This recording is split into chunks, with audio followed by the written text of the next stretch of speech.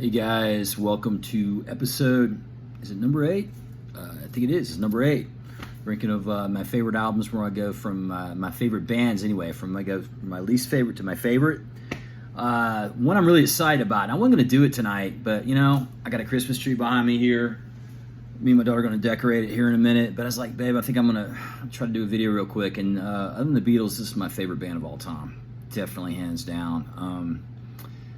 They changed everything. To me, they created heavy metal, and that is Black Sabbath, a band that, man, I'm obsessed with them. But, I'm going to go from my least favorite to my favorite. Some of these at the bottom I don't like as much, but hey, it's just my opinion. I think that's incredibly silly. I have to say that anyway, but, I just don't want anybody to get butthurt if they don't like certain areas of the band. My least favorite area of the band's at the bottom, but you know what? I've grown a fondness for this through time. And, some of them anyway, some of these albums. But, as you'll see, the bottom of the barrel is kind of with the same singer. But two of the albums anyway, I can actually kind of like now. Coming in at number 9. I have all the albums, by the way, but 4. And I actually want to get all these because I'm a completist, but I do not have this for these albums, unfortunately. But coming in at number 19 is an album called Forbidden. With Tony Martin. The last album actually to feature Tony Martin before the reunion with Ozzy came out in 95. Not a fan.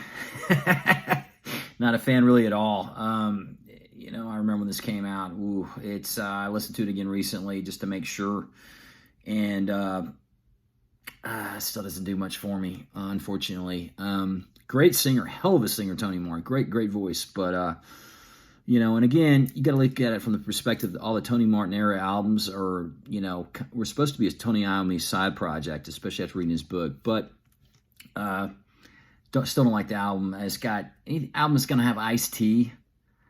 No offense to Ice-T, but come on Black Sabbath on there. I mean, come on. And the songs aren't good. The production is not good. Just not to me anyway, personally, it's not a great album. It's actually a terrible album. It's a shit album. But number 19 is Forbidden. By the way, real quick, I want to include this. I'm not going to include this album. It's called Heaven and Hell. I should include it almost because all it is the Mob Rules era with Vinny Appice, Ronnie James Dio, and of course Geezer Butler and Tony Iommi. The last album actually that Dio ever did, hell of an album. I'd probably have it somewhere in the middle of my list, but because it's not called Black Sabbath, I wonder why. Sharon Osbourne, but I'm not going to include it, but definitely an album worth checking out. So there would actually be 20 albums, but I'm not going to include it. So coming in at number 18 is an album called Cross Purposes. Came out in 94. Another Tony Martin album. Sorry, guys. I just, to me, this is not a very great era of the band. Just not a good album. I listened to it again. It still doesn't do anything for me. Definitely a step up from Forbidden, but still not a very great album. Coming in at number 17 is an album called Tear. Another one, I'm just not that crazy about this album either. I mean, I want to say this, though. I mean, Cozy Powell, one hell of a drummer, man. I mean, very overlooked. I mean, just a great drummer. Plays drums on this. I mean, you got Tony Martin, of course, singing, Neil Murray on bass, and Jeff Nichols. But that's going to be number 17 is the Tear album. Not a terrible album, but eh. All right, the rest of these albums next 16 I actually really like, kind of like, and including this album here called The Headless Cross. Especially half the album is really good. I love the song Headless Cross. There's about 2 or 3 other tracks that are really good on there. It's definitely worth checking out. Some really heavy stuff on there. That would be number 16, Headless Cross. Coming in at number 15 is an album I actually have grown to really, really like. I mean, if you would ask me this a few years ago, I just did not care for any of these albums. But actually, it's a pretty decent album. It's called The Eternal Idol. Some pretty good songs on here. Good, solid songs. First album to feature Tony Martin. Definitely an album worth checking out. And definitely an album I want to get for sure. But and that is called The Eternal Idol. And coming in at number 14 is this album right here. The last album to feature Ozzy Osbourne for many, many years. A lot of people don't care for this album. Definitely my least favorite album with Ozzy Osbourne, but, there's some really good songs on here. I mean, Junior's Eyes is a good song. Never Say Die, the title track's good. Johnny Blade, definitely changing their sound. That and the album before this one that I'll talk about, Technical Ecstasy. I think a lot of it had to do with Brian May, who happens to be Tony Iommi's one of his best friends. He was in there helping him produce the album, and you can tell they were trying to change their sound a lot. But I actually kind of like the album. Number 14, definitely my least favorite with Ozzy, though. Number 14 is Never Say Die. Coming in at number 13 is an album called Dehumanizer, an album really overlooked by a lot of people. The return of Ronnie James Dio and Vinny Appice, or Appice, however you want to say it. This album was really overlooked, and when it came out, no one really talked about it. It's a shame. It's a damn shame, because there's some really good stuff on here. I mean, After All the Dead's probably my favorite track on the album. There's a song called I. This is right when grunge was hitting, but I actually saw him on this tour with, I think it was with Danzig. Definitely an album worth checking out, though, is Dehumanizer, and that is number 13. Coming in number 12 is an album called 13. The return of Ozzy Osbourne, since Never Say Die. Actually, the last studio album they've ever released, probably the last album they'll ever do. But, a lot of people shit on this album. Rick Rubin produced it. I think it's a pretty damn good album. I mean, there's nothing original on here. And also, I hear people grumbling, saying it doesn't sound like anything original. I mean, if they would have made it into a totally different sound, they would have been shown for that. They're just trying to sound like old Black Sabbath to me, and I think it's a pretty solid album. I mean, Into the Beginning, God Is Dead, Live Forever is a good song. Longer, what is that song? Age of Reason. I mean, solid album to me, and that's 13 at number 12. Coming in at number 11 is an album called Technical Ecstasy. Really good album to me. Definitely they were changing their sound. I was talking about, Brian May, I think, had a lot of influence on Tony Iommi after reading his book. But, there's some great songs on here. I mean, All Moving Parts is a great song. Dirty Women's one of my all-time favorite Black Sabbath songs. She's Gone, even though it's slow, just a great, solid song. And Ozzy's singing his ass off on that. Good album, though. We're checking out. Number 11 is Technical Ecstasy. Okay, number 10 here is an album that probably the most overlooked in their whole catalog. And again, it was supposed to be a Tony Iommi solo project. Actually, from Dio on, after reading his book, he was talking. Tony Iommi was talking about he wanted to, just call it something else. And I don't think a lot of people talk about it. And when this album came out, man, they had a video. I think they kind of were their own worst enemy when this album came out, because they did an album, song and a video for No Stranger to Love. Just so corny and cheesy, but this is a great, great fucking album, man. It's called The Seventh Star. I mean, I love this album. Again, it's called Black Sabbath featuring Tony Iommi because he was the only original member, but man, what a great album. Highly overlooked. Glenn Hughes is just killer fit. I mean, if it would have been a Tony Iommi solo album, maybe it would have been appreciated more, but I didn't like this album when it came out. I didn't give it a chance, and now that I'm older, what a great album, man. I mean, again, I think the worst song on the album is No Stranger to Love, but I mean, actually, I don't mind the song now. I mean, Glenn Hughes sings his ass off. One of my favorite singers, though, anyways, Glenn Hughes. I wish he would have done a little more, and actually, him and Tony there's a couple albums they did together, which definitely worth checking out, but that is number 10 is 7 Star. Coming to number 9. I love this album. God, I love this album. Again, a different singer. Dio was out of the band. But man, this is killer. Album called Born Again. And the older I get, I appreciate it even more. I mean, you got Ian Gillan singing his ass off on this, and one of my favorite singers of all time is Ian Gillan. But, I mean, Trashed. I mean, Disturbing the Priest. Zero the Hero, Digital Bitch is pretty cool. Hotline, and Keep It Warm. I mean, and the song Born Again. But, great album. I mean, a lot of people don't like the production I love this album, though. Love this album. I mean, definitely worth checking out. I wish he would have done another album with him. I have read and heard, though, that after he did this tour with Sabbath and, went back and did, when they did, Ian Gillan got back with Deep Purple and did the Perfect Strangers album. He's been in the band ever since. Well, that's another story in itself. He did leave Deep Purple for a minute, too. But just, he shot his voice, though, on that tour. I mean, just completely fried his voice from singing some of these songs. I mean, Disturbing the Priest, he just, wow. Great album. Born Again, number 9. Coming in at number 8, a lot of people that have this album ranked higher. I love this album. I just think I'm burnt out on it, man. I think that's a lot of the problem with it, but I still love it. I mean, there's, unfortunately, a lot of people that are just fair weather fans, this is all they've heard, and that is Paranoid.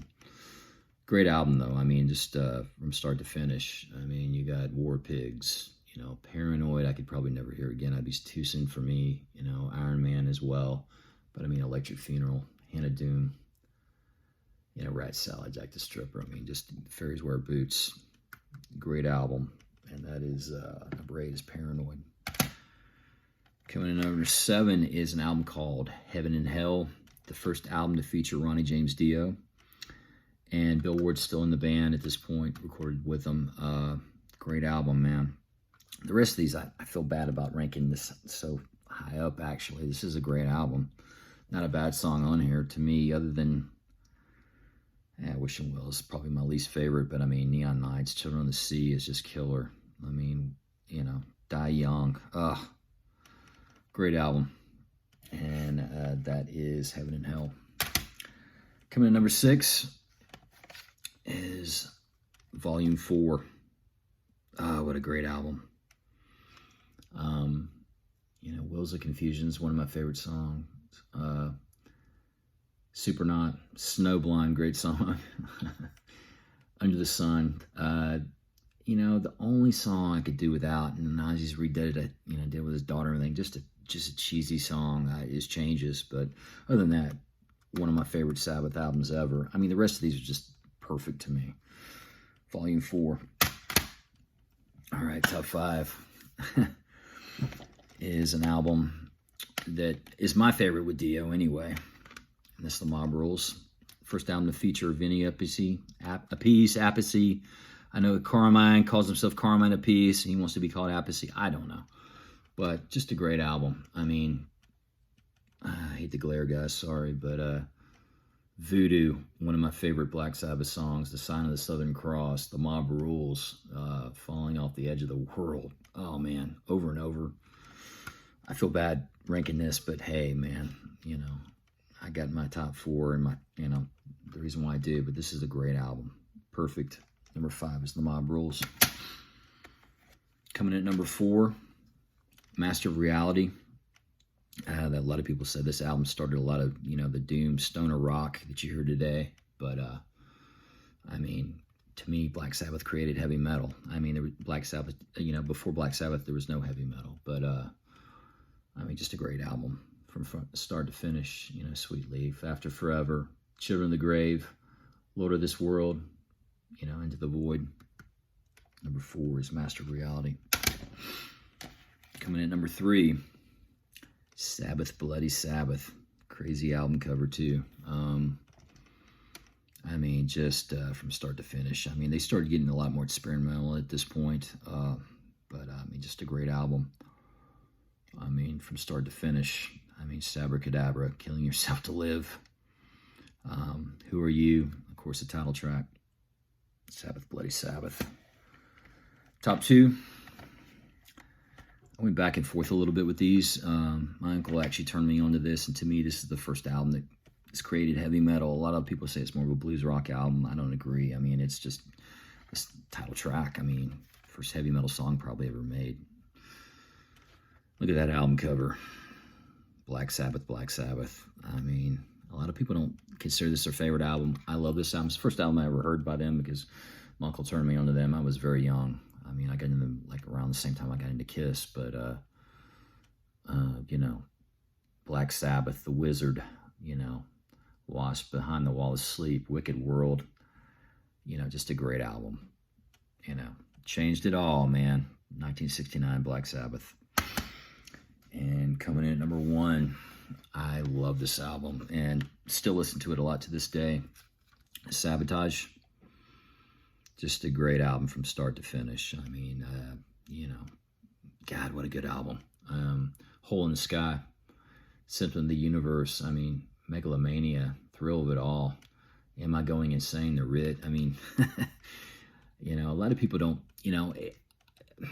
probably 10 years ago even, this wouldn't have been my favorite, but the more I've listened to this, it's just brilliant. I mean, great album, one of my favorite albums of all time, for sure. So I'm going to go now from my favorite back to my least favorite, and number 1 is Sabotage. Number 2, Black Sabbath, Black Sabbath. Number 3, Sabbath, Bloody Sabbath.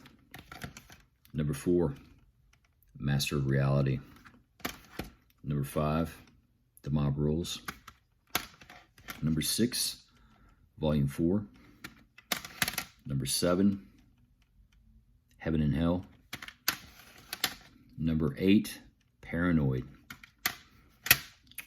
Number 9, Born Again.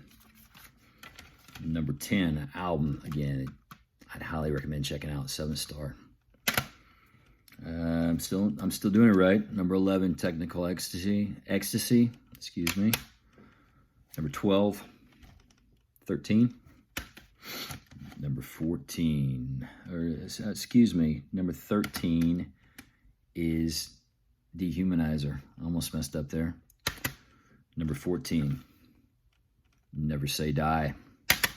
Number 15 is The Eternal Idol. Number 16 is Headless Cross. Number 17 is Tear. Number 18 is Cross Purposes. And number 19 is Forbidden. Again, I would highly recommend checking that out, though, too. To me, there's 20 albums. The Heaven and Hell album. But, I mean, just a great album. But, great band. Created heavy metal to me. A lot of cool stuff here. I mean, the